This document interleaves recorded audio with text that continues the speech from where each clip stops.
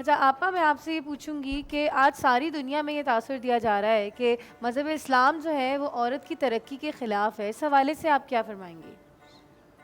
بسم اللہ الرحمن الرحیم، السلام علیکم۔ سب سے پہلی بات تو میں یہ عرض کرنا چاہتی ہوں کہ اسلام نے عورت کا میدان عمل کچھ اور قرار دیا ہے، مرد کا میدان عمل کچھ اور قرار دیا ہے، اور دونوں مل کر جب اپنے اپنے میدان عمل میں اپنی اپنی تمام تر صلاحیتوں کو صرف کریں گے تو اس کے نتیجے میں، کیونکہ ان کے اتصال سے باہمی ایک گھر بنتا ہے، ایک زندگی بنتی ہے، ایک فیملی لائف بنتی ہے، تو اس کے بعد ہم دیکھتے ہیں کہ وہ ایک آئیڈیل فیملی لائف بنتی ہے۔ تو عورت کی ترقی میں اسلام کہیں سے بھی رکاوٹ نہیں ہے، عورت کے نہ آگے بڑھنے پر پابندی ہے، عورت کے نہ پڑھنے پر پابندی ہے، لیکن چادر اور چار دیواری کے اندر اپنے واجبات پر عمل کرتے ہوئے عورت اپنے لیے کسب معاش بھی کر سکتی ہے، عورت اپنے لیے تعلیم بھی حاصل کر سکتی ہے، عورت کو ہر طریقے سے اسلام نے بھی حقوق دیا، سرور کونین صلی اللہ علیہ وآلہ وسلم نے بھی حقوق دیے، لیکن اس کے باوجود ہم دیکھتے ہیں کہ کہیں ایسا نہ ہو کہ اس آزادی کا، ان رائٹس کا عورت غلط فائدہ اٹھا اور لے۔ آپ ایک اور بات یہ بتائیے گا کہ جیسے کہ شو کے شروعات میں میں نے آپ سے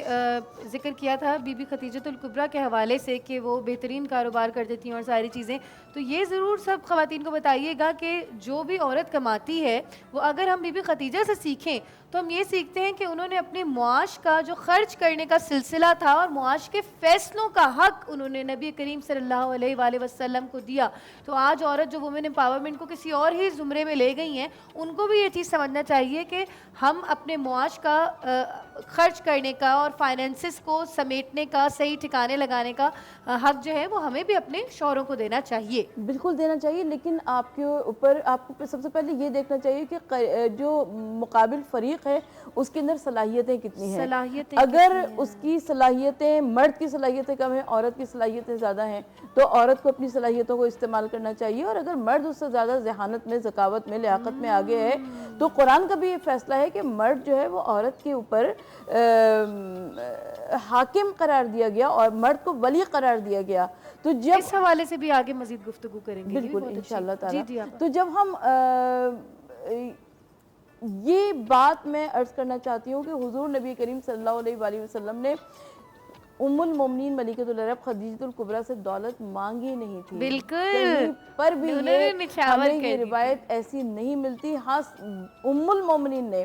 صرف اپنے سرتاج کی مسکراہٹ کے لیے کہ جبین مصطفیٰ صلی اللہ علیہ وآلہ وسلم پر کوئی شکن نہ آنے پائے،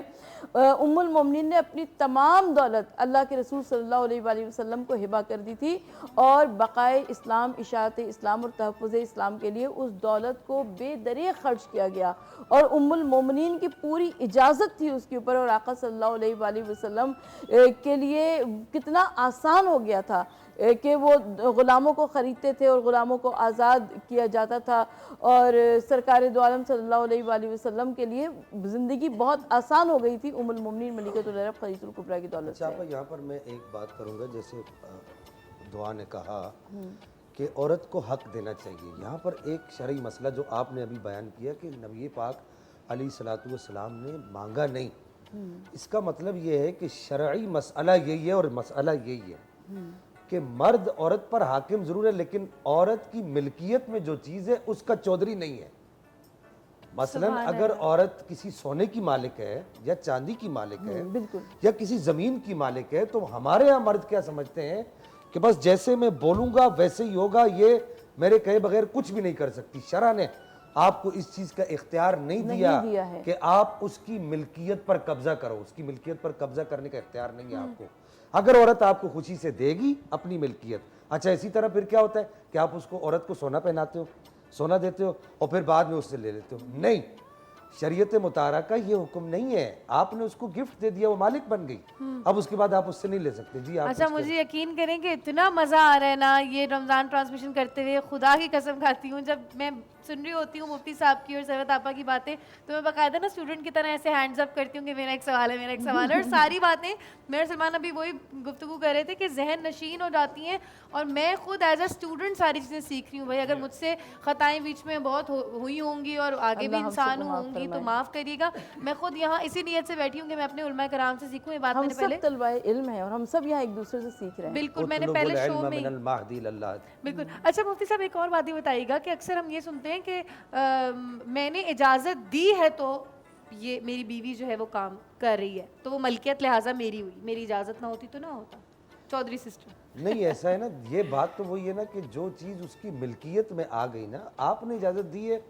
اس کا مطلب یہ ہے کہ آپ شرع کو اپنی مرضی سے چلا رہے ہیں,